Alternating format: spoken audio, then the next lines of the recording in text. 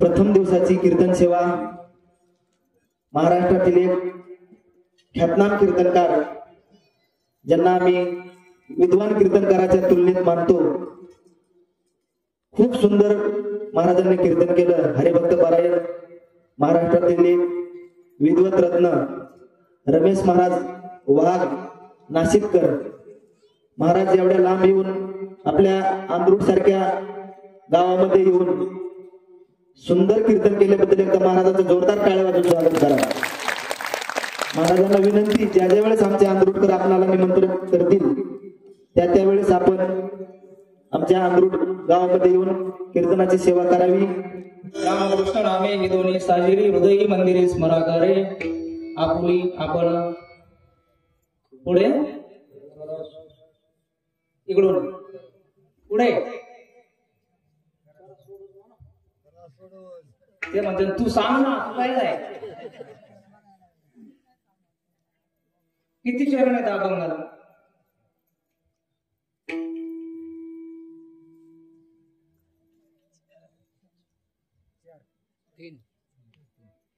अभंग 3 चरणाचा आहे. किती चरणाचा आहे? कोणाचा आहे? माऊली महावैष्णव समाधीचे सम्राट, योग्यांची माऊली, ज्ञानियांचे राजे ज्ञानोबारायांचा आहे. आणि अभंगातला वर्णविषय नामाचा महिमा प्रतिपादन करणार आहे. विठाला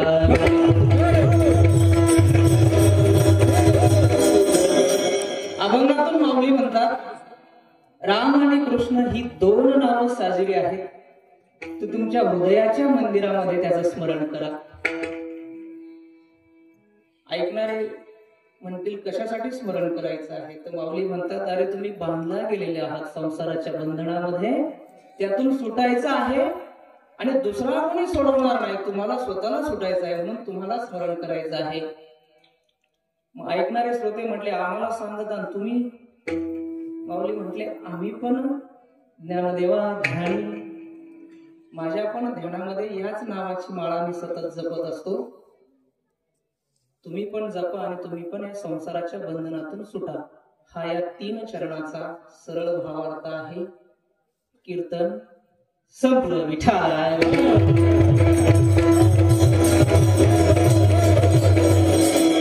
अभंगाचं सविस्तर चिंतन मांडण्यापूर्वी परिहार द्यायचा झाला तर तो असा देता येईल. सप्ताह सद्गुरु भगवान बाबांच्या पुण्यतिथीच्या निमित्ताने आणि 23व्या वर्षामध्ये पदार्पण करतो, ही मोठी गोष्ट आहे. अजून 2 वर्षाने रौप्य महोत्सव होईल. सिल्वर जुबिली म्हणतात त्याला मराठी भाषेत. हे खर तर 23+1 तप किती वर्षाचं असतं? तप किती वर्षाचं असतं? 12 पुणे म्हणजे पुढच्या वर्षी तुमच्या गावचे 2 तप होतील की तुम्ही भगवान बाबांच्या पुण्यतिथीच्या निमित्ताने हा सोहळा करता आहात. आणि त्या निमित्ताने आमचे परममित्र जयराम गीते सरांचा मला फोन आला, आमच्याकडे सप्ताह आहे, तुला यावं लागेल. मी म्हटलं शनिवार रविवार असतो तर मी कधी येईल, मध्ये येत नाही. पण शेवटी त्यांचा आग्रह मित्र कशाला म्हणतात, त्यांनी कारण दिलं, सप्ताह हा भगवान बाबांच्या पुण्यतिथीचा आहे. आणि माझा प्रॉब्लेम असा आहे, मी मेलो आणि तुमच्यापैकी एखादा जर माझ्या कानात म्हटलं ना भगवान बाबाविषयी बोलायचं, मी मेलेला उठण.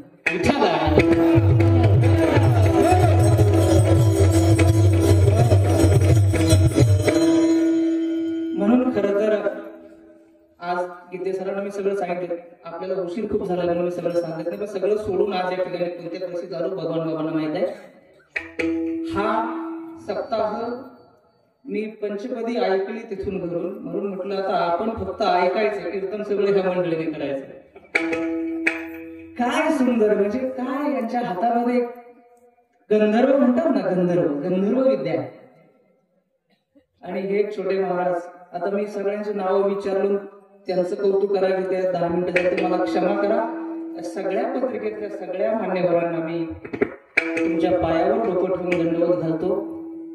श्रोते मंडळी, माझ्या मित्राचं गाव आहे म्हणजे माझंच गाव आहे, ते मला माझ्याच घरी आल्यासारखं वाटलं. त्याच्यामुळे तुम्ही सगळे मला माता पित्याच्या ठिकाणी सगळ्यांच्या चरणावर दंडवत करतो आणि सेवेला सुरुवात करतो. विठ्ठल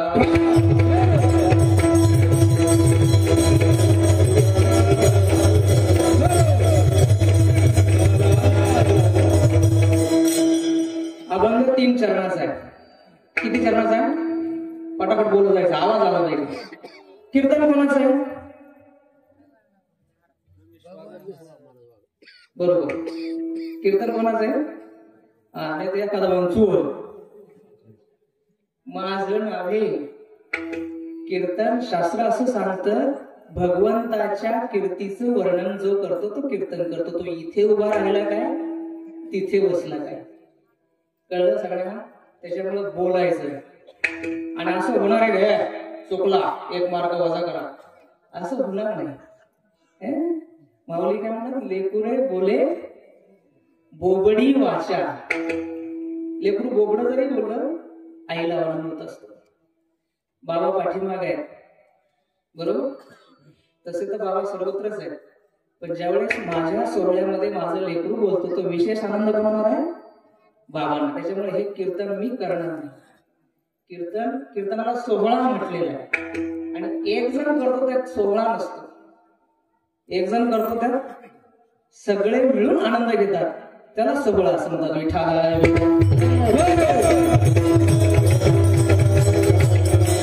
पुण्यतिथीच्या या सोहळ्यामध्ये आपण सगळ्यांनी सामील व्हायचं. त्या समजा थंडी, तर मला तर थंडी वाजत नाही, तर मी हा कोट थंडी वाजेल म्हणून घातला होता, पण मला गरम व्हायला लागले. त्यामुळे थंडीची भीती सोडून द्या आणि सगळे असे मोकळेपणाने बोला. सगळ्या मातांना बहिणींना विनंती आहे, सगळ्या माझ्या बंधूंना विनंती आहे. अभंग किती चरणाचा आहे? सिंपल 3 चरणाचा आहे. आणि महाराष्ट्रामध्ये असा एखादा वारकरी नाही किंवा असं एखादं गावही नाही की ज्यांच्या कानावर हा अभंग गेलेला नाही. इतका सोपा आहे आणि अर्थाच्या दृष्टीने बघितला तो तितकाच खोल आहे. मराठी भाषेची गंमत अशी, जे जितकं सोपं दिसतं तितकं सोपं नसतं. आपण त्याला म्हणतो याच्यात गोमी. आणि आता युट्यूबला जर तुम्ही आमच्या चॅनलला बघितले, 450च्या आसपास कीर्तन आहेत, त्यातली या अभंगावर 4 कीर्तन आहेत. तरी माझं पोट भरलंच नाही. पुन्हा त्यावर चिंतन करावं असं वाटतं, पुन्हा त्यावर बोलावं असं वाटतं, वेगळ्या अँगलने बोलावं असं वाटतं. म्हणून पुन्हा एकदा चिंतनासाठी हा अभंग घेतलेला आहे. आणि मला 1-2 बोलले, कीर्तनात थोडं हसवा. म्हटलं कीर्तन मी करीत नसतो, कीर्तन बाबा करून घेतात, मी फक्त निमित्ताला उभा असतो. त्याच्यामुळे इथून जो कोणी बोलेल, ज्याचं पॉम्पलेटवर नाव आहे तो बोलणार नाही, त्याच्या मुखातून बाबा बोलणार आहे. विठ्ठल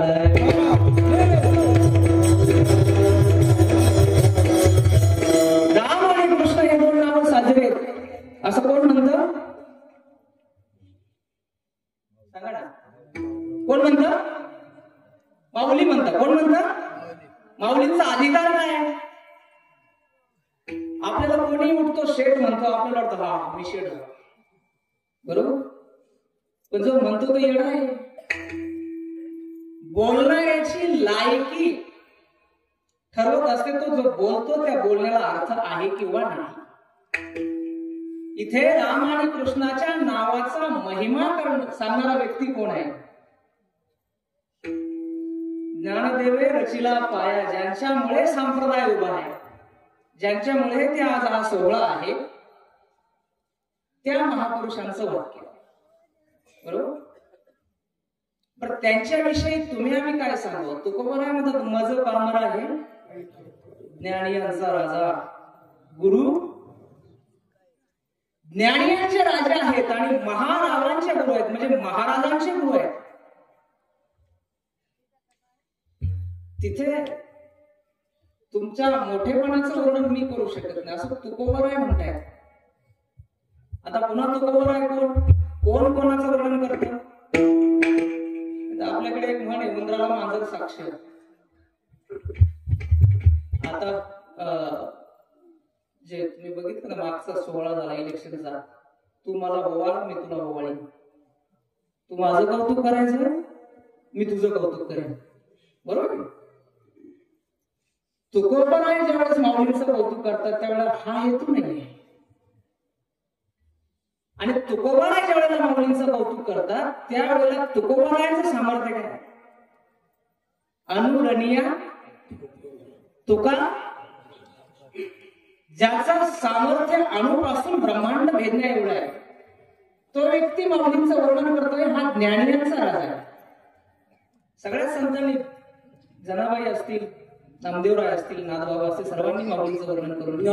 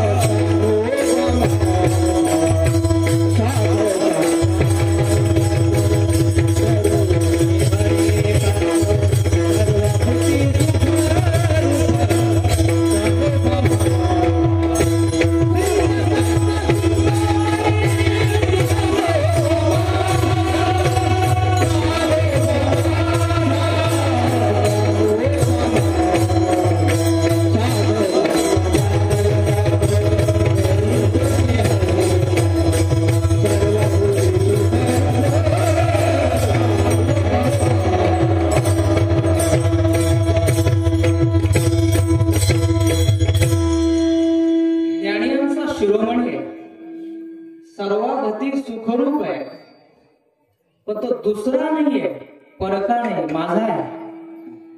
कळलं का? अभंग समजून घेताना एक 2-3 प्रश्न कायम डोक्यात ठेवायचे.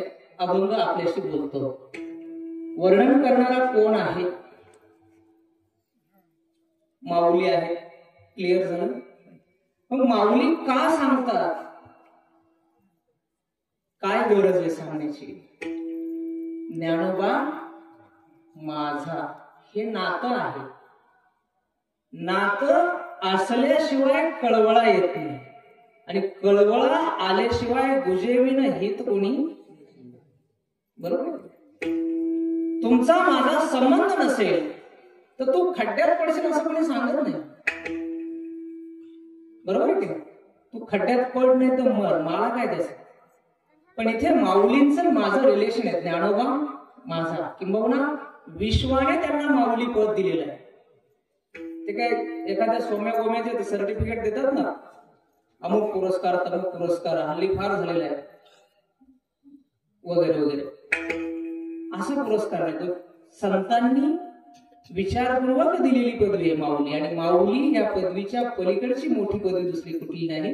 आणि त्या माऊलींना तुमचा आमचा कळवळा आहे म्हणून ते आपल्याला सांगतायत. 2 मुद्दे क्लिअर झाले. कोण सांगताय? बोला ना. आणि का सांगताय? आपले. ओके. कोण सांगतात? माऊली सांगतात. का सांगताय? ते आपले आहेत. आणि आता काय सांगतात? बरोबर.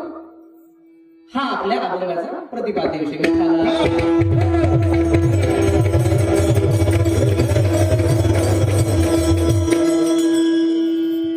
एक छोटासा दृष्टांत सांगतो सगळ्यांना, नीट ऐका. एक रत्नाकर नावाचा डाकू असतो. कोण?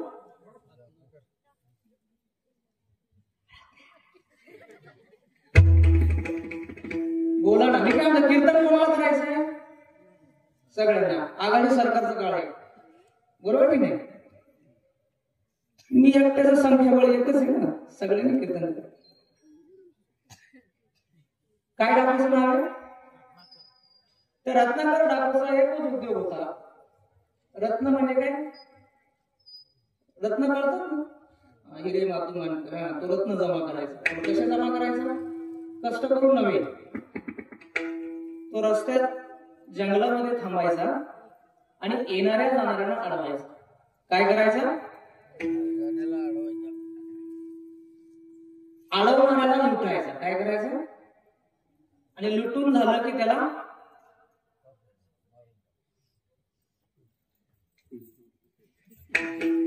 आणि त्याचं काउंटिंग आता दाखवूच तो आला नसतो काउंटिंग जमत म्हणून एक खडा त्याच्या निमित्ताने एखाद्या रांजणामध्ये साठवून ठेवायचा. असे किती लोक मारले याचा हिशोब नाही, पण असं वर्णन आहे त्याने 7 रांजणं भरून ठेवले. किती रांजणं भरून ठेवले? तर घरी जाऊन तुम्ही प्रयोग करा जे शाळेत एका रांगणात खडे किती बसतात, 7 मध्ये किती बसले असतील आणि याने किती मारले असतील. आणि एके दिवशी ज्या रस्त्यावर हा रत्नाकर वाटमारी करायचा ना त्या रस्त्यावरून एक वारकरी जातो. कोण जात होता? याने काढली फरशी कुराड. फरशी कुराड माहिती का? नाही ही पोरी नाही म्हणा. तुम्ही म्हणता घरातल्या फरशीला खूप फरशी ती मोठी कुराड असते ना, निकाल तरी वासक्या तर वारकरी त्याच्या काय गळ्यामध्ये विणा हातामध्ये टाळ मोकळा आम्ही सदैव सोडत असते. तो म्हटला काढ तुझ्याकडे. तो म्हटलं काय हे टाळ आहे बस वाजवत हे विणा. तो म्हणे ठीक आहे काही नाही तू तुझं मुलगा तरी मारणार. पण त्या वारकऱ्याने त्याला विचारलं का मारतोयस? आपल्याकडे एक शब्द आहे मरमर करणे. मरमर का मरमर करतो? त्यावेळेला त्या डॉक्टरने सांगितलं मला लेकरं बाळ आहे, बायका पोरं आहेत, संसार चालवावा लागतो. अशा ज्यांच्यासाठी तू करतोस त्यांना कल्पना आहे का बाबा ह्याची? तो म्हटलं नाही. जाओ पूछ के आओ फिर. जिनके लिए करना है ना तो उनको पूछ के आओ. ते म्हटलं अरे वेळा समजलास काय मी घरी जाईल तू बोलून जाशील बरोबर की नाही? तुझा काय भरोसा? तो म्हटलं वारकरी खोटं बोलत नसतं. वारकरी मी इथे बसतो भजन करत जा घरी जाऊन विचारून. घरी गेलो ते घरी कोणाकडे गेलं?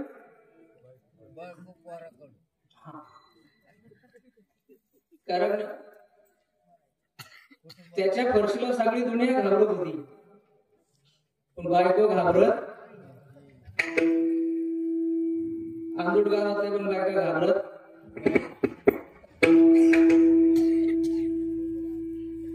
मी माझ्या तोंडात काय म्हणलं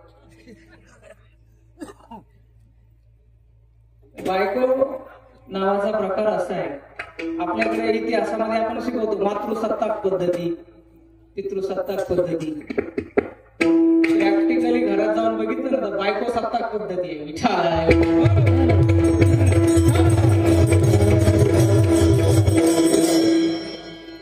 बायको सत्ताक पद्धतीचा जरी कार्यक्रम बेकार असतो. मुख्यमंत्री जरी असला कोण आणि बायको जर म्हटली अहो ऐकलं का आजची तेवढी मीटिंग पोस्टपोन करा ना. लगेच सेक्रेटरीला फोन लावतो आजची मीटिंग कॅन्सल. बरोबर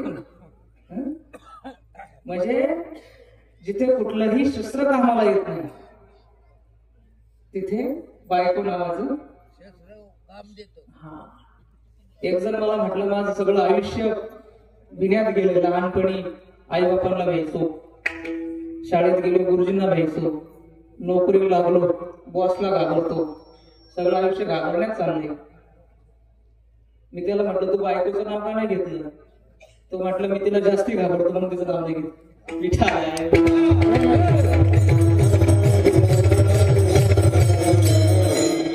ते घाबरत घाबरत गेलं तिथे. त्या काळात काय बेल नव्हती दरवाजा टॉक टॉक उठवलं तिला. अगं मी जे काय करतोय ते तुमच्यासाठी करतोय, मेरा सब कुछ तुम्हारा है. ती म्हटली मग उपकार करतो काय? काय म्हटली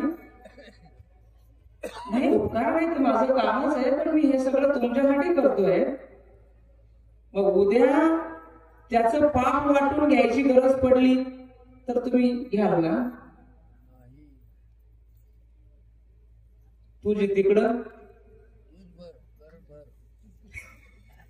तुला काय करायचं ते कर, चोरी कर, माणसाला आम्हाला त्याच्याशी घेणं देणं.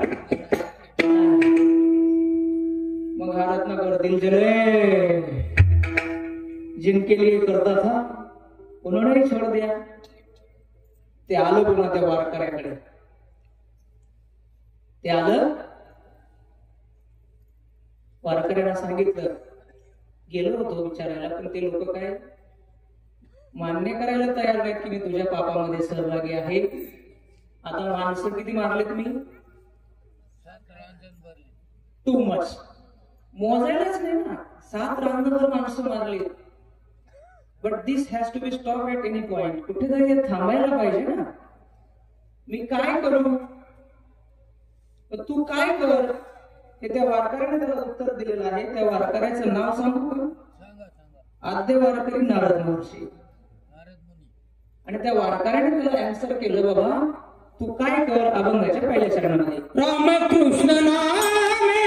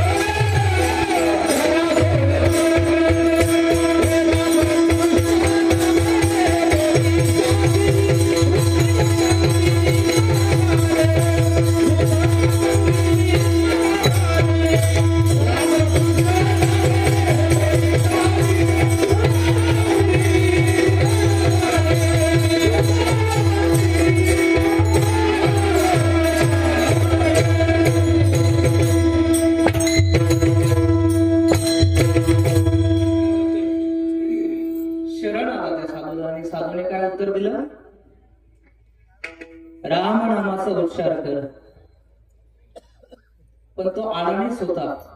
त्याला आमच्याकडे राम गठ्ठ्या म्हणतात. इकडे काय म्हणतात?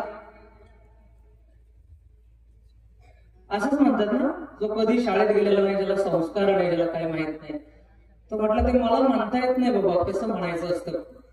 तो म्हटलं ट्राय कर, जसं जमेल तसं म्हण. तो उलट म्हणायचा. कसं म्हणायचं? मरा मरा मरा मरा मरा मरा मरा. पण मरा मराचं सुद्धा काय होतं? नारद महर्षी निघून गेले, तो त्या ठिकाणी बसला तो रत्नाकर. आणि पुन्हा 12 वर्षांनी त्याच रस्त्याने नारद मुनी येत होते आणि त्यांना ते आठवतो एपिसोड. पिछली बार ये हुआ था. त्याने शोध घेतला, काही दिसलं नाही, पण कुठून तरी रामराम आवाज येत होता. जंगलामध्ये जाऊन बघताय तर एक मातीचा ढीग होता मोठा. त्याला आमच्याकडे वारुळ म्हणतात. इकडे काय म्हणतात?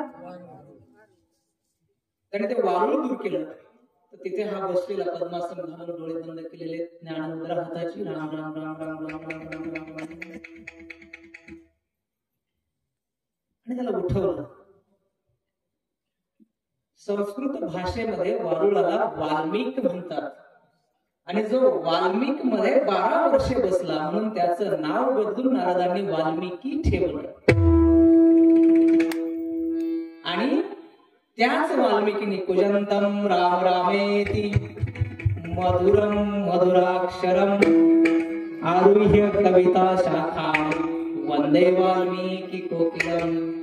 त्याच वाल्मिकी रूपी कोकिळेने कवितेच्या शाखेवर बसून राम नामाचं पूजन केलं आणि ते रामाचं नाव तुमच्या आमच्याकडून पडलं. केलं रामायण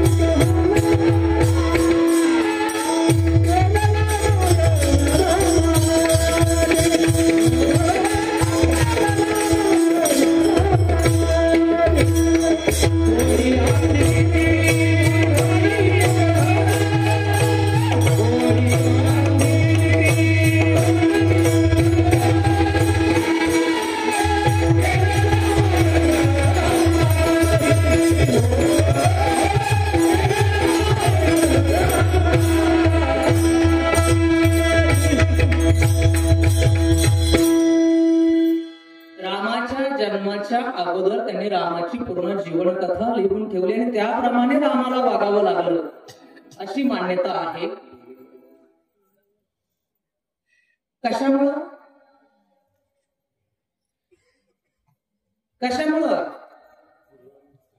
राम नामामुळे. कशामुळे? की नका विसरू. दिस इज अ की. किल्ली विसरली तर ग्रुप तोडवलं. बरोबर. ही किल्ली राम नामाची. आता रामायण तुम्हाला सगळ्यांना पाठ आहे. 23 सप्ते झाले. किती सप्ते झाले? म्हणजे 23वे वर्ष 22 झाले. एका सप्त्यात कीर्तन किती? काल्याचं धरून गुणिले 22. 22 8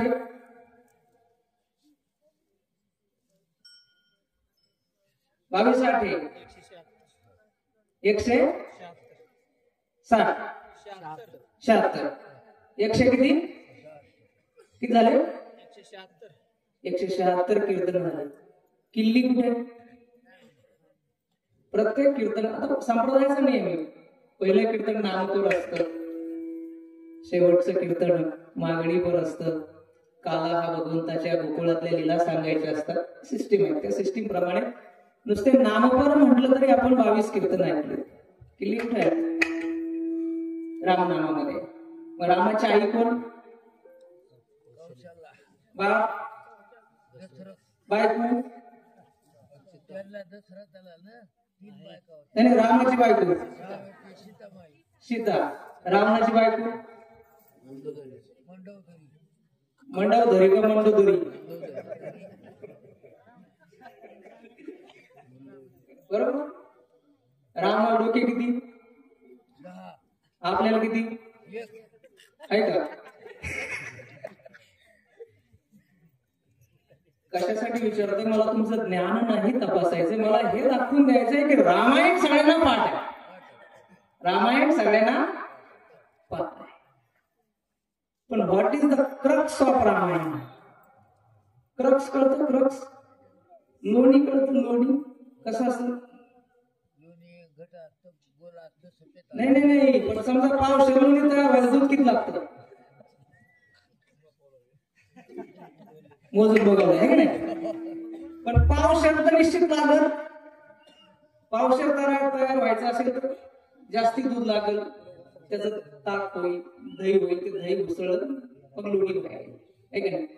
तर पूर्ण रामकथेचं लोणी जे आहे ते रामाचं नाव आहे. काय नाव? नीट लक्ष देऊन ऐका.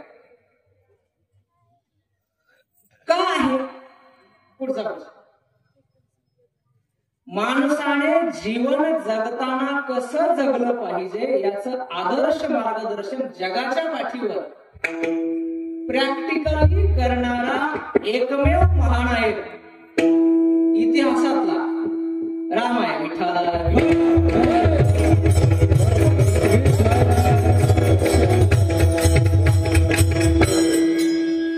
आता मी तुम्हाला ते चमत्कार सांगणार नाही. याच्या मागे बाण सोडला वगैरे अजिबात नाही. Practically. I am very practical man.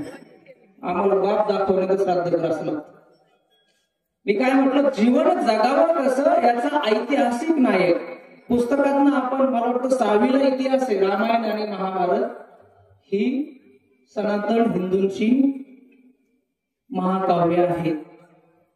But I am saying here, Ramayana आणि महाभारत ही महाकाव्य नाही, इट इज अवर हिस्ट्री. लक्षात आलं? रामायण आणि महाभारत हा तुमचा आमचा इतिहास आहे, कळलं? आणि म्हणून आजही जर तुमचं आमचं रक्ताचं अनालिसिस केलं, त्याला जनुक म्हणतात. तुमच्या आमच्या प्रत्येकाच्या रक्तामध्ये रामाच्या रक्ताचा अंश आहे. विठाला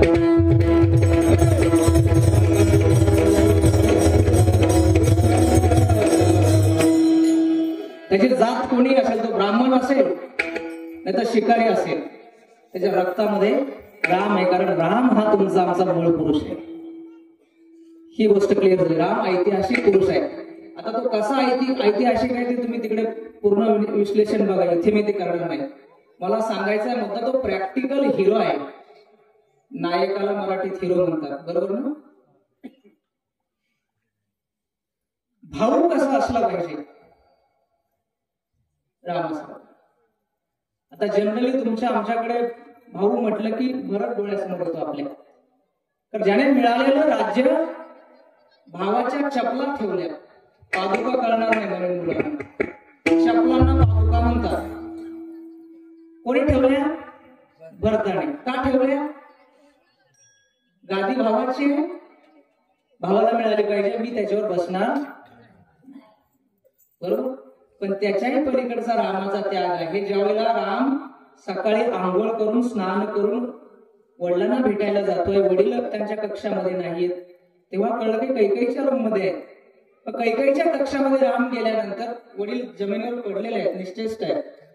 कैकेयी त्या तसल्या अवतारात आहेत, तुम्हाला सगळं माहिती आहे. मला फक्त पुढचं हे सांगायचंय की ज्यावेळेला कैकेयी म्हणते की भरताला गादीवर बसायचंय आणि 14 वर्ष तुला वनामध्ये जायचंय, त्यावेळेला रामाचं वाक्य आहे, एवढ्यासाठी तुला वरदान मागायची काय गरज होती? मला सांगायचं, वरदाने मी 2 नाहीये, वरदाने मी, मला मागितलं असतं मी राज्य लगेच देऊन टाकलं असतं. हा राम आहे. म्हणजे जसा भरत रामाला भाऊ शोधतो, तसा भरताचा मोठा भाऊ म्हणून सुद्धा राम शोधतो. एक. दुसरा मुद्दा आहे, लक्ष्मणाला शक्ती लागली. भावार्थ रामायणामध्ये 6 अध्याय आहेत, शक्तीचे आहेत पूर्ण. त्याच्यामध्ये रामाने ते जो पूर्ण शोक केलेला आहे तो नंतर तुम्ही युट्यूबला बघा, गुगल करा, मी इथे तो सांगणार नाही. सांगणार इतकं आहे की लक्ष्मण जर जिवंत राहिला नाही तर रामही जिवंत राहणार नाही, इतकं प्रेम भावावर आहे. शेवटचा कालपुरुषाच्या संवादाचा प्रसंग आहे, जिथे टेक्निकल फॉल्ट होतो लक्ष्मणाकडनं दुर्वास मुनी आल्यामुळे. त्याला तांत्रिक गुन्हा म्हणतात. आणि राम त्याला शिक्षा देतो की तू अयोध्या सोडून जा. लक्ष्मण धावत जातो आणि त्या शरयू नदीमध्ये समाधी घेतो. आणि लक्ष्मणाच्या नंतर लगेचच राम सुद्धा शरयू मध्ये समाधी घेतो. लक्ष्मण नसेल तर राम सुद्धा या, हा बंधुभाव आहे रामायणामध्ये. काय तुम्ही गुगल करून बघा, आपल्या देशामध्ये अशा काही केसेस आहेत की ज्या 25, 30, 50 वर्ष कोर्टामध्ये पेंडिंग आहेत. आणि याच्यातल्या 70% केसेस ह्या भाऊबंदकीच्या आहेत. आलं लक्षात? आणि ज्यांच्या केसेस आहेत ना, ते सगळे रामाला मानणारे लोक आहेत. सकाळी सकाळी भेटले का राम राम, आणि भावासोबत भांडण.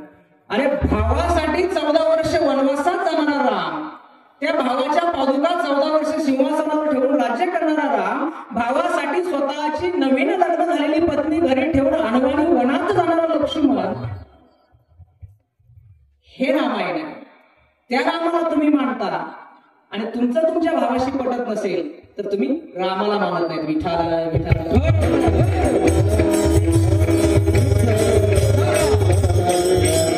अजून सांगू, रामासारखा पती झाला नाही. आता जनरली समाजामध्ये व्हॉट्सअप युनिव्हर्सिटीतून असं येत असतं की रामाने पत्नी सीतेला सोडून दिलं. पण रामाचं सीतेवर जितकं प्रेम होतं तितकं प्रेम करणारा नायक इतिहासामध्ये दुसरा नाही. रामाच्या वडिलांना किती पत्नी होत्या? 3 होत्या. सीतेचा त्याग रामाने केल्यानंतर अश्वमेध यज्ञ केला रामाने. आणि यज्ञ करताना शास्त्र असं सांगतं तुम्हाला पत्नी असल्याशिवाय यज्ञ करता येत नाही. सगळ्यांनी सांगितलं दुसरं लग्न करा. काय करा? राम म्हटला माझ्या हृदय सिंहासनावर फक्त एकीला स्थान आहे. शेवटी सोन्याची सीता बनवून बाजूला ठेवली आणि तो यज्ञ पूर्ण केला. एक. मग रामाने सीतेचा त्याग का केला? तर रामाने सीतेचा त्याग नाही केला, राजाने राणीचा त्याग केला. कारण राम नव्हता, राम राजा होता. सीता नव्हती, सीता राणी होती. आणि आजही तुम्ही आम्ही राजकारणामध्ये बघतो एखादा आरोप झाला ना तर लोक म्हणतात त्याचा राजीनामा घ्या, म्हणतात की नाही? कारण अधिकार पदावर सामाजिक जीवनामध्ये असणारा व्यक्ती निष्कलंक असला पाहिजे, हा भारतीय संस्कृतीचा दंडक आहे. राम जर राजा असेल आणि रामाच्या पत्नीवर जर लोक आरोप करत असतील, परटासारखे लोक चर्चा करत असतील, तर रामाला एक तर राज्य सोडलं पाहिजे, नाहीतर राणी तरी सोडली पाहिजे. परंतु राम असा आहे की राणी सोडेल पण राज्य सोडणार नाही. का? कारण अयोध्या वासियाचं ते संपूर्ण रामायणामध्ये तुम्ही बघा, प्रेम वनवासात जाताना अख्खी अयोध्या वनवासाला गेलेली आहे. सगळं भावासाठी वनवासात जाणारा राम आहे. त्यामुळे पत्नीला दुःख झालं चालेल, मला दुःख झालं चालेल, कारण रामाचं सीतेवर किती प्रेम आहे हे ज्याला बघायचं असेल त्याने ते अरण्यकांडातले श्लोक वाचावेत वाल्मिकी रामायणामध्ये. दगडाला धरून रडलेलं आहे राम, झाडाला धरून रडलेलं, इतकं प्रेम आहे. ठरवलं असतं तर तुम्ही सांगा, हिमालयापासून श्रीलंकेपर्यंत रामाचं राज्य आहे, कुठली सुंदर स्त्री मिळाली असते? काय गरज होती तिच्यासाठी रावणाशी जाऊन लढायची, भांडण करायची? पण रामाचं सीतेवर अत्यंतिक प्रेम आहे. म्हणून जगामध्ये जो एक पत्नी म्हटला जातो तो प्रॅक्टिकली रामच आहे.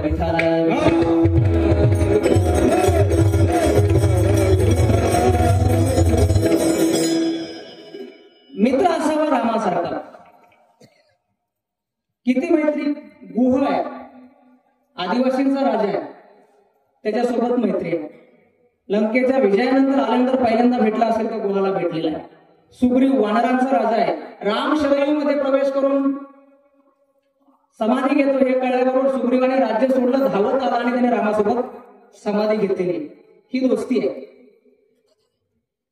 तुम्हाला चांगलं मित्र व्हायचं असेल तरी राम घ्यावा लागेल, चांगला पती व्हायचा असेल राम घ्यावा लागेल, चांगला पुत्र व्हायचा असेल राम घ्यावा लागेल, भाऊ व्हायचा असेल तर राम घ्यावा लागेल. म्हणून रामाचं नाव साजरा आहे. विठ्ठल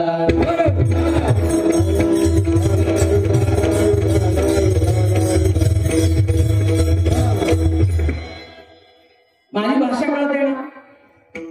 जनरली कीर्तनामध्ये मी विनोद करत नाही, पण जास्तीत असे चेहरे सुकले की मला नाईलाजाने सांगावं लागतं. तर कीर्तन हे भक्तीसाठी असतं, हसण्यासाठी नसतं. कळलं का? ते मोबाईल मध्ये 20-30 सेकंदाचे भरपूर रील मिळतात तुम्हाला हसण्यासाठी, किंवा वेगवेगळ्या प्रकारचे टीव्हीला कार्यक्रम असतात. कीर्तन हे शिकण्यासाठी असतं. मी तुम्हाला मागाशी एक शब्द सांगितला, किल्ली कुठे आहे? ती किल्ली शोधण्यासाठी कीर्तन असतं. ती किल्ली ही आहे.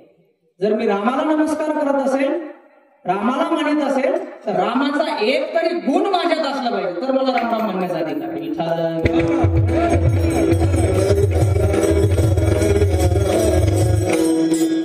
अन्यथा मी राम नाही म्हटलो तरी चालतंय. याला म्हणतात राम भूत्वा राम मेजेत, राम होऊन रामाचं भजन करा. आणि म्हणून ते रामाचं नाव साजरं आहे. का? ते तुमचं जीवन सजवतं. विठाला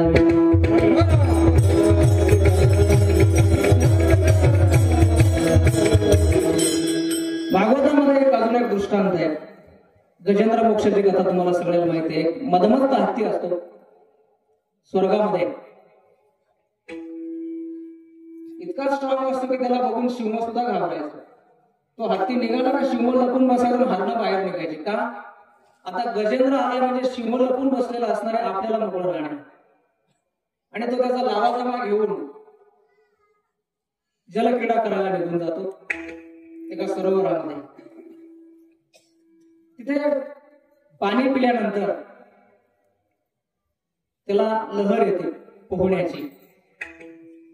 पोहत असताना एक मगर त्याचा पाय धरतो. कोण धरतं? मगरला संस्कृतमध्ये नकर म्हणतात. शाबास, संस्कृत चांगलं आहे तुमचं. विठालाय विठालाय.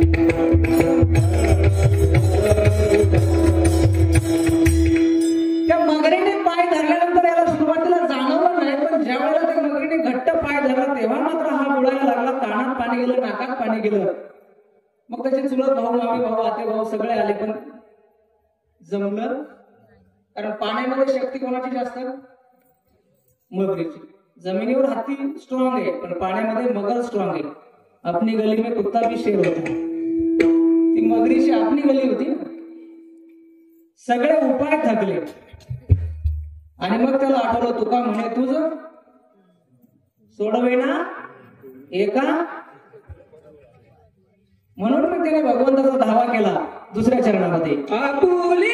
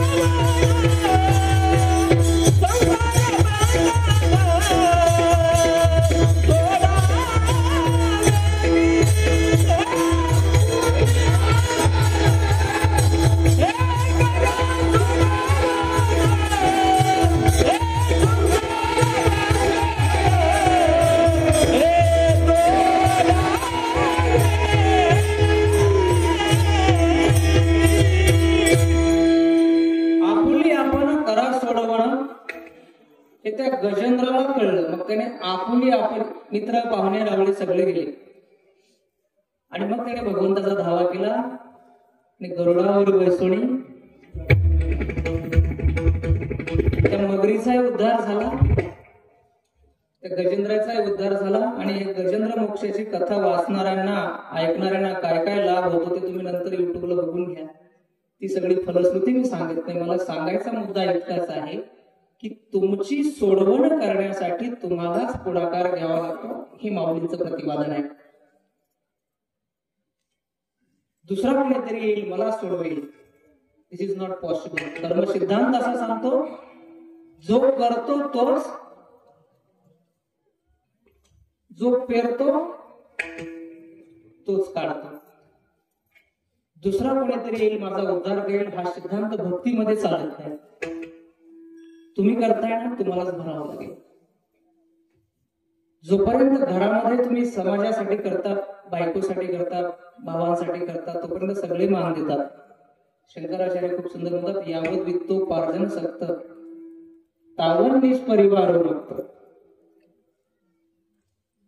पश्चात धावती जर्जर देहे वार्ता पृच्छती कोपी न गेली.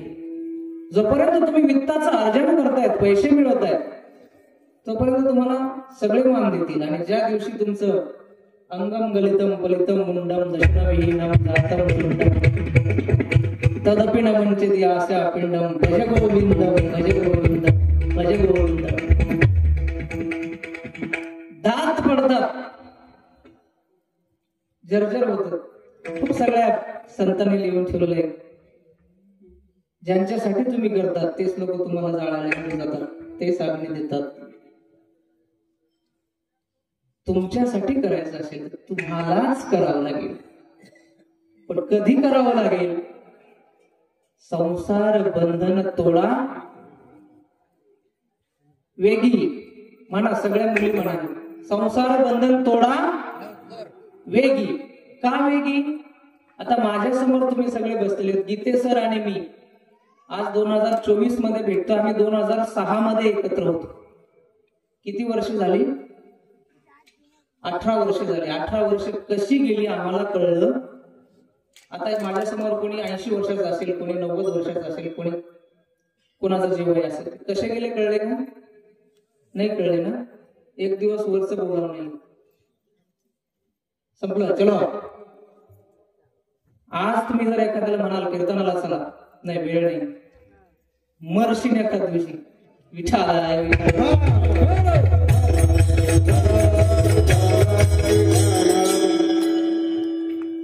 जीवनाला खूप स्पीड आहे. आपण आपल्या जीवनाकडे मागे वळून जर बघितलं तर आता आपण लहान होतो, शाळेत जात होतो, कॉलेजला जात होतो, आता आपण जॉबला लागलो आणि बोलता बोलता रिटायर्ड झालो. आणि त्यानंतर एक अशी वेळ येते की आपल्या कोपऱ्यातही बसवतात. कसा काळ जातो कळत. म्हणून असोनी संसारी परमार्थ करायचा विथ स्पीडने करायचंय. कारण तुमचं जीवन जे आहे ही अशी ट्रेन आहे. मला नाशिक मधून निघाल्यानंतर मला माहित होतं मला अंधुरला जायचं आहे, बरोबर, कारण इथे यायचं होतं, इथे मी थांबणार आहे. ओके. पण जीवनाचा प्रवास असा आहे की तुम्हाला ह्या दिवशी जायचंय, तुम्हाला माहित any time you can be push out. कधी तुमच्या कमरेत लाथ बसून गेट आउट, बरोबर. मग ती कंबरड्यात लाथ तुकोबरा खूप म्हणतात, काळाची हे उडी पडेल बा. जेव्हा काळाची कंबरड्यात लाथ पडेल तेव्हा आई नाही, बाप नाही, कोणी नाही. क्या भरोसा है इस जिंदगी का, साथ देती नहीं. किती काले जन्मले आणि मोठे मोठे राजे आले. तुम्ही बघा एखाद्या जुन्या हिस्टॉरिकल प्लेसला जाऊन बघा, 5-50 समाधी असतात. ज्याची समाधी असते तो एकेकाळचा चक्रवर्ती सम्राट असतो. आज आपण जाऊन पाहावं त्या समाधीवर त्याचं नाव देखील नसतं. त्याच्या काळामध्ये त्याचा काय तो अंमल असेल, हत्ती, घोडे, पालखी. आज त्या समाधीला कोणी दिवा लावत नाही. दिवा सोडा ना, गावात विचारा तुम्ही, एखाद्या जुन्या गावामध्ये 2-4 समाधी असतात. आपण विचारतो ही कुठल्या महाराजाची समाधी आहे, वाळवंटातील जुन्या गावातील जुन्या गावात सांगतात ना. त्याची समाधी या ठिकाणी आहे याचा अर्थ त्याने काहीतरी कर्तृत्व गाजवलेलं आहे म्हणून समाधी आहे. फुकट कोणी दुसऱ्याला ग्लास भरून पाणी देत, पण इतका कर्तृत्व गाजवणाऱ्या लोकांचं सुद्धा नामो निशाण मिटून गेलेलं आहे. तुम्ही आम्ही तर किती झाडगी करते.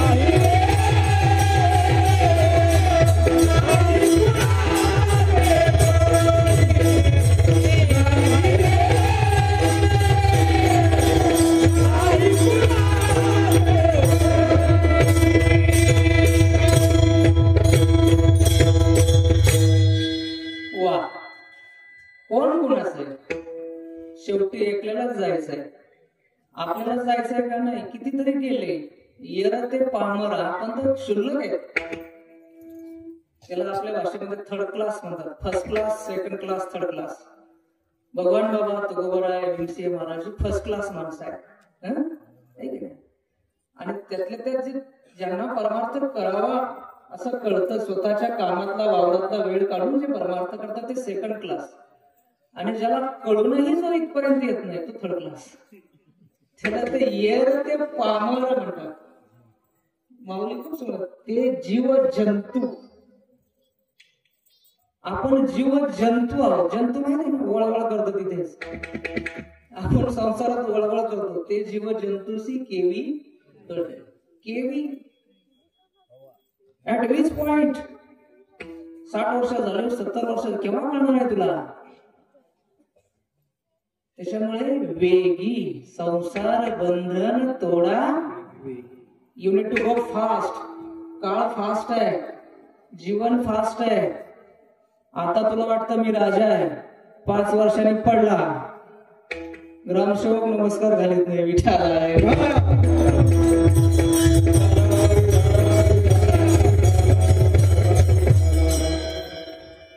म्हणून वेग करायचा. संसार संपत नसतो. किती संपत्ती मिळाली म्हणजे माणसाचं पोट भरतं, लिमिट नाही. तुम्ही जे फोर्ब्सची यादी बघत असाल, जगातल्या 10 श्रीमंताची यादी, 100 श्रीमंताची यादी, आपल्या देशातली 99% संपत्ती भारतातली फक्त 10 लोकांकडे. किती लोकांकडे? आणि उरलेल्या 1% तुम्ही आम्ही डुडूड करणारे सगळे. अलग लक्षात. त्याच्यातही आपण किती ताठा धरून जाऊ. किती आली म्हणजे आपण त्या 1% मध्ये जाऊ. याला कुठलंही उत्तर नाही. आणि कोणी किती संपत्तीवान असला तर पोटात किती मावतात? 2च भाकरी. तिसरी वरून बांधली तरी जमत. झोपायला किती जागा लागते? 3.5 फूट. किती बंगले बांधा. माझा एवढा बंगला आहे, माझ्या अमुक सिटीमध्ये बंगले. बर 10 सिटीमध्ये झाले तरी त्याला असं वाटतं 11व्या सिटीमध्ये आपलं घर असावंच. याला कुठलंही लिमिट नाही. संसाराला लिमिट नाही. आणि त्याच्या पाठीमागे धावता धावता तुमचं एकदा मिळालेलं जीवन जे आहे ते नष्ट होतं. तुम्ही सगळे जे शिकलेले आहेत, तरुण मंडळीसाठी मी खास सांगतो, गुगल करून बघा. आज दिनांक 7 जानेवारीला जे झोपणारे लोक आहेत त्यातले उद्या सकाळी 60 लाख माणसं उठत नाहीत. ठणठणीत असणारे, ज्याला कुठलाही आजार नाही, टकाटक होता, तो रात्री झोपतो, सकाळी उठत नाही. असे दररोज 60 लाख माणसं मरतात जगामध्ये. हा जागतिक आरोग्य संघटनेचा आकडा आहे, माझा नाही. आणि जर मला माहिती नसेल मी आता झोपल्यानंतर सकाळी उठणार आहे की नाही, हा ऍक्सिडेंट मध्ये दवाखान्यात मरणाऱ्यांचा आकडा नव्हे. हा जे घरात स्वतःच्या बेडवर झोपतात गोधडीमध्ये, त्यांचा आकडा आहे. असे 60 लाख माणसं रोज मरतात झोपल्यानंतर. तुमचं आमचं नशीब आहे त्या 60 लाखांमध्ये आपला नंबर लागत नाही. पुन्हा नशीब आहे आपला लागत नाही, आपल्या बायकोचा लागत नाही, आपल्या जवळच्या कोणाचा लागत नाही. म्हणजे आपल्यावर प्रेम करणारी आपली सगळी माणसं भगवंत सकाळी उठल्यानंतर आपल्याला दाखवतोय. हे आपलं भाग्य आहे. आणि त्याच्यातच सुख म्हणायचं. आणि कधी ब्रेक लागेल याचा पॉइंट माहीत नसल्यामुळे वेगाने, विथ स्पीड, विथ ऍक्सिलरेशन त्याला मराठीमध्ये म्हणतात. गाडीला असतं ना, काय असतं ते? ऍक्सिलरेटर. ऍक्सिलरेशन दाबे पळा. कुठे? संसारात नव्हे, भक्तीमध्ये पळा.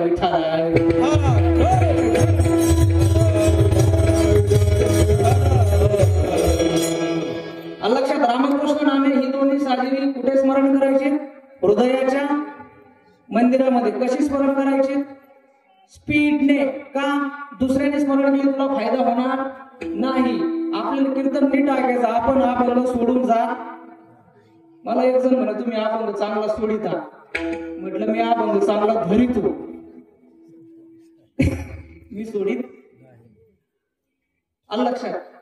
आता एक मुद्दा सांगायचा राहिला. हृदय मंदिरात का म्हटले? खरं मंदिर ते आहे का हे? ऐक ना, भीमसेन जोशीचं ते अभंग ऐकलं, काया ही पंढरी आत्मा काया ही पंढरी आत्मा काया ही पंढरी आत्मा काया ही पंढरी आत्मा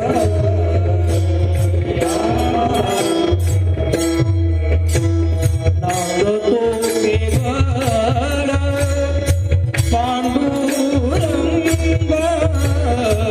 नांदतो केवळ पांडुरंग काया ही पंढरी आत्मा काया ही पंढरी आत्मा काया ही पंढरी आत्मा काया ही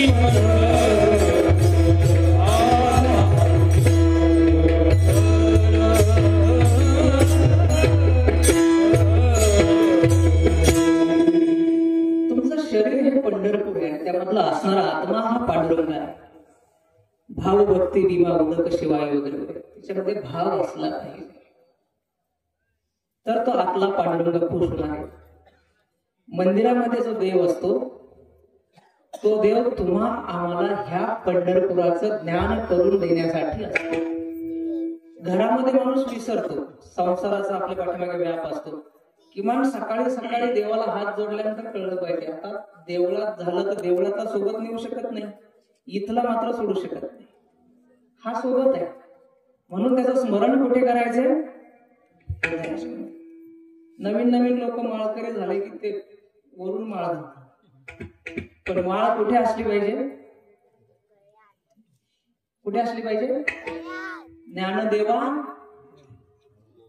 ध्यानी कुठे असली पाहिजे? ज्ञानदेव ध्यानी रामकृष्ण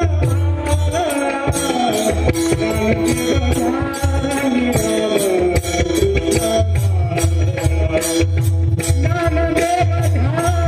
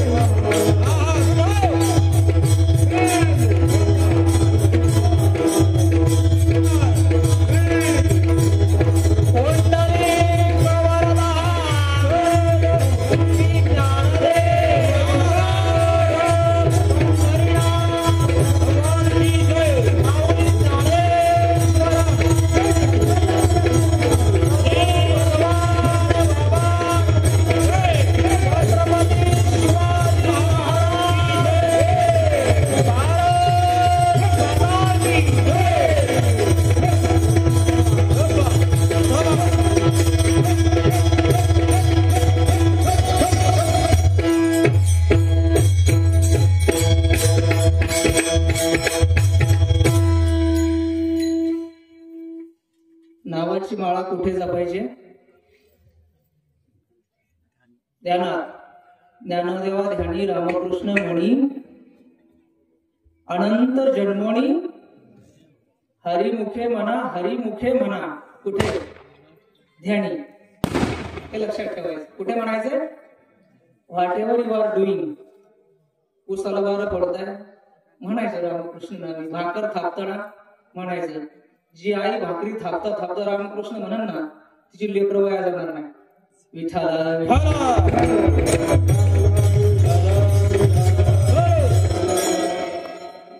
तुमच्या माहितीसाठी सांगतो, असे खूप सगळे शोध निबंध आहेत. आपलं बॅडलं की आपलं इंग्रजी चांगलं असतं म्हणून ते आपल्याला कळत नाही. इंग्रजीमध्ये आहेत. मंत्रांचा मानवी जीवनावर काय परिणाम होतो. आपण नवी गाडी घेतली की पूजा करतो ना. विज्ञानात आपण शिकवतो सजीव निर्जीव. मग झाड सजीव, ते कुंडीचं प्लॅस्टिक निर्जीव. गाडी तर नेहमी फायबरचीच असते, मग का पूजा करायची. नवीन घर बांधलं, वास्तुपूजा करतो की नाही? का करतो? या सगळ्या पाठीमागे सायन्स आहे. ज्याला इंग्रजी कळतं त्याने ते रिसर्च पेपर वाचून समजून घ्या. किंवा गेल्या 5 वर्षापासून मी दर आठवड्याला पुण्यनगरीमध्ये ज्ञानेश्वरी, विज्ञान, अध्यात्म आणि तरुण या विषयावर लिहितो आहे. ॲग्रोवनला पण लिहितो आहे. ते लेख आमच्या मुक्तचिंतन.com ला उपलब्ध आहेत. फोनमध्ये निवांत घरी गुगलला सर्च करा, माझ्या नावाने सर्च करा, आमच्या वेबसाईटच्या नावाने सर्च करा. सगळं ते दिलेलं आहे. ही त्या नावाची ताकद आहे. पण ते बाह्य देखावा करून चालत दंभ नकोय. ध्यानात असलं पाहिजे तर त्याचा फायदा होतो. देखाव्यासाठी केलं आता याच्यात वेळ खूप कमी, खूप सगळे दृष्टांत सांगतायत. जे मनापासून केलं जातं त्याने तो खुश होतो. आणि जे बाकीच्यांना खुश करण्यासाठी केलं जातं ना, त्याने तो खुश आहे.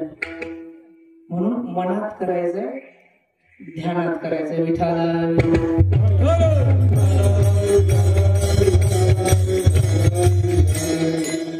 चला पुन्हा एकदा अभंग रिपीट करूया. म्हणा माझ्या मागे. सगळे जोरात म्हणायचं, वरच्याने कोणीही म्हणायचं. चला. रामकृष्ण नामे हे दोन्ही साजिरी, रामकृष्ण नामे ही दोन्ही साजिरी,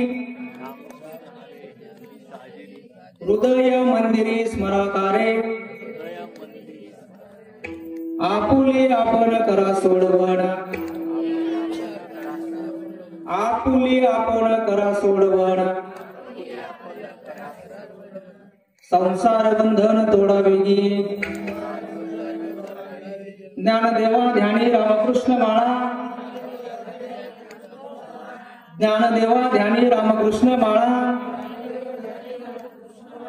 हृदयी जिवाळा श्रीमूर्ती रया, आपुली आपण करा सोडवण, संसार बंधन तोडा वेगी. अभंग विसरला नाही पाहिजे. बरोबर. आता एकदा मोठ्या प्रमाणे संतांचं भजन करूया. सगळ्यांनी हात वर करा. ज्ञानेश्वर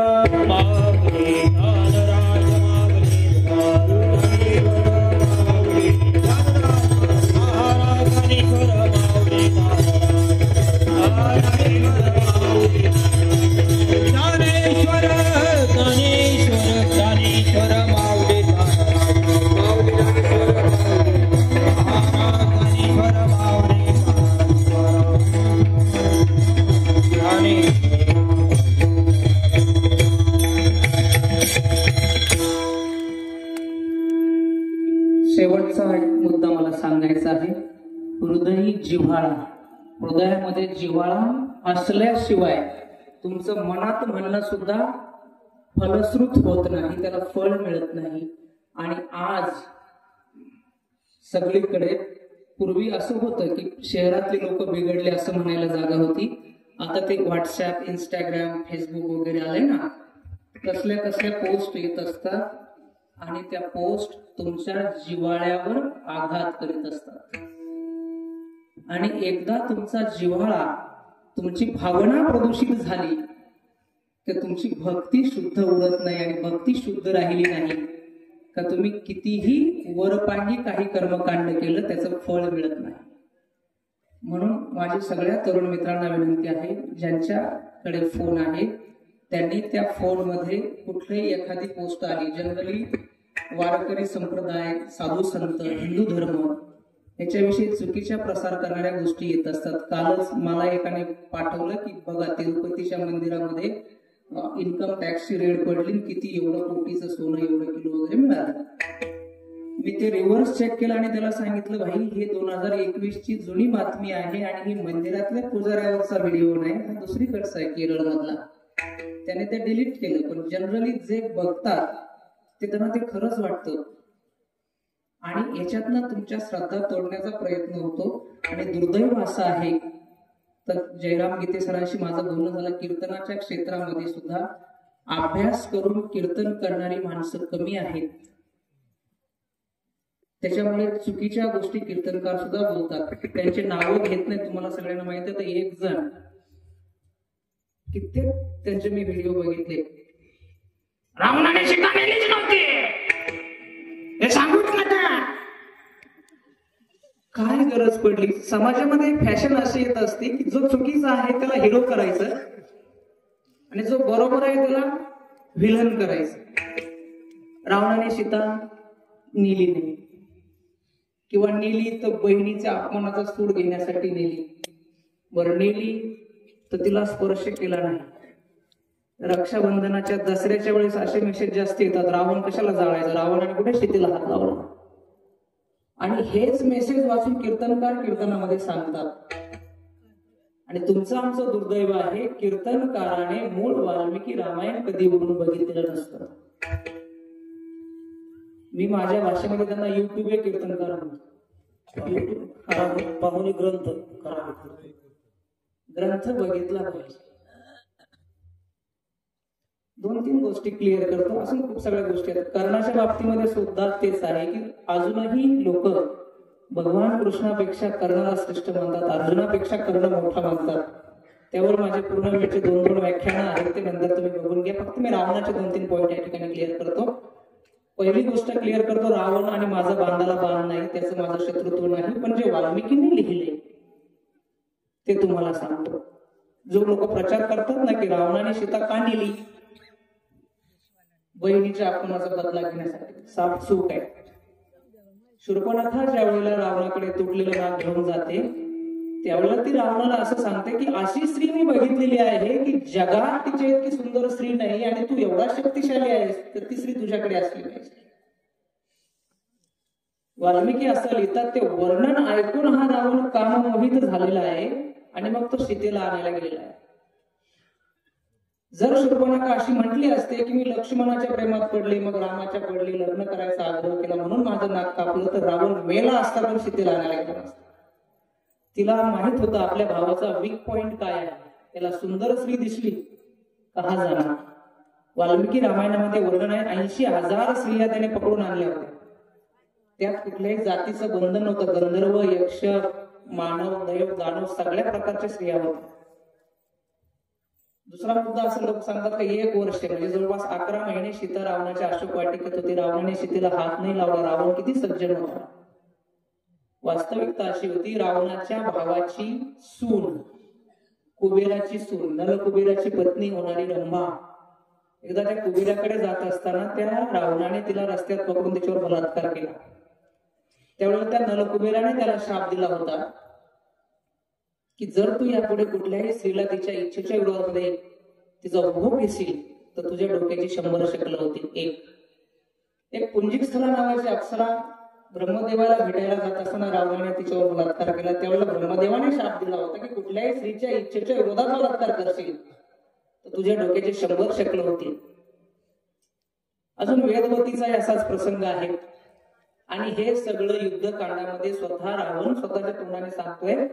महापार्श्व नावाचा रावणाचा मंत्री सभेमध्ये रावणाला सांगतोय की सीता तुमच्याकडे 10 महिने आहे, तुम्ही रोज सकाळी देवपूजा झाली की त्याच्याकडे जाता, तिला सांगता तुला सोन्याने मिळवीन, तुला राणी करीन, तू माझ्याशी लग्न कर, न पेक्षा त्याचा तुम्ही उपभोग घ्या. तेवढा रावणाने सांगितलं घेतला असता, पण माझा प्रॉब्लेम असा आहे की मला 3-3 लोकांचे असे शाप आहेत, मी जर टच केलं तर मी मरेन, कळलं का. तर ह्या गोष्टी या अभ्यास न करणाऱ्या, तुम्ही जसे म्हणाले ग्रंथ न बघितणाऱ्या लोकांना माहित नाही. आणि ते सांगतो रावण किती चांगला होता, सीतेला कुठे स्पर्श केला, बहिणीच्या चुकीचं आहे. आणि जर तसं काही चांगलं असतं तर कुठल्या तरी एखाद्या संताने त्याचं गुणगान केलं असतं की नाही? का माऊलींपेक्षा आपण मोठे आहोत, तुकोबांपेक्षा आपण मोठे आहोत, नाथांपेक्षा आपण मोठे आहोत. जे ग्रंथांनी सांगितलं, जे शास्त्राने सांगितले ते मानलं पाहिजे, त्याचा अभ्यास केला पाहिजे. आणि आज तुमच्या माझ्यासाठी सांगतो तरुण मित्रांना की सगळी ग्रंथ आर्काईव्हला उपलब्ध आहेत, भगवद्गीतापासून उपनिषदांपर्यंत.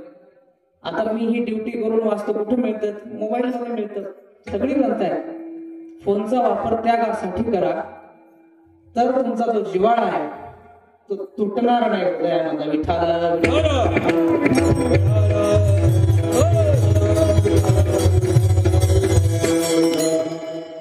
जिव्हाळा कुठे असला पाहिजे? हृदयामध्ये. मला एक गोष्ट सांगायची, तुम्ही भगवान बाबाचा फोटो नीट बघितलाय का? बाबांच्या गळ्यामध्ये काय आहे?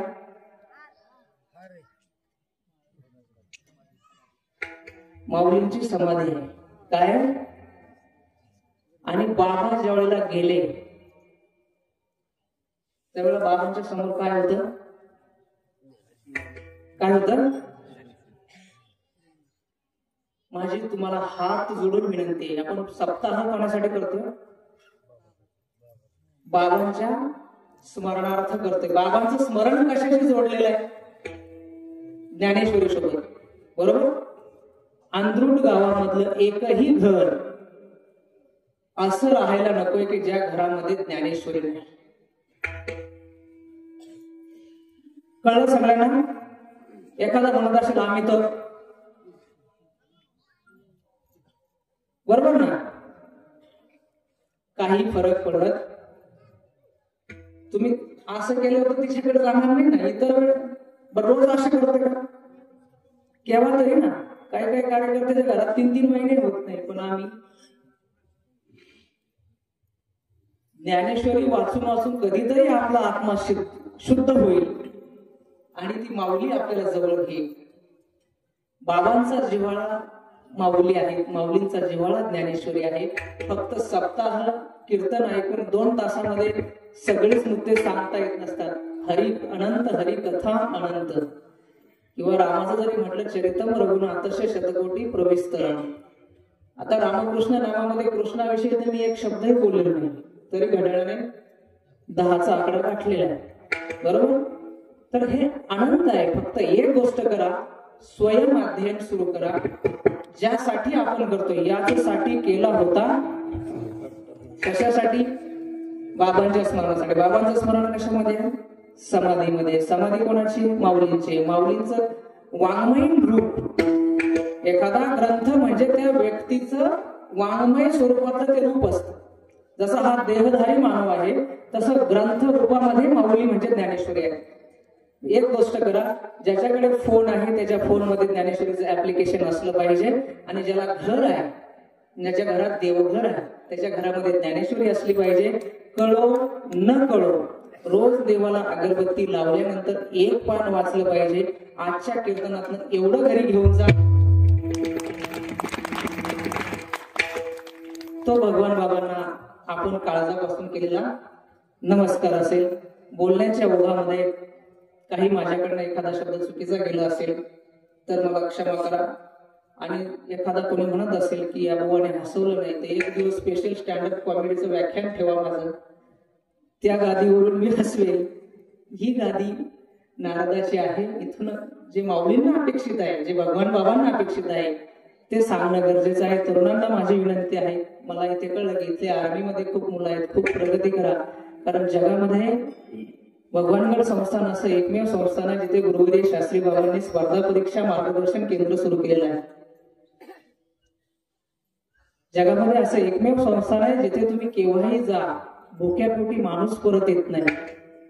ही भगवान बाबांची परंपरा आहे, ही गादीची परंपरा आहे. तीच विचार परंपरा जर आपल्याला पुढे चालवायची असेल तर त्यांच्या विचारांवर, त्यांच्या पावलावर पाऊल ठेवून आपण सगळे चाललो पाहिजे.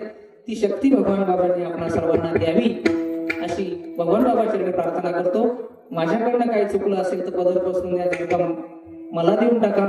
आणि इथून घेऊन जाताना फक्त हा अभंग, त्यातलं रामाचं नाव ह्या 2 गोष्टी घेऊन जा. ज्ञानेश्वरी नक्की घ्या.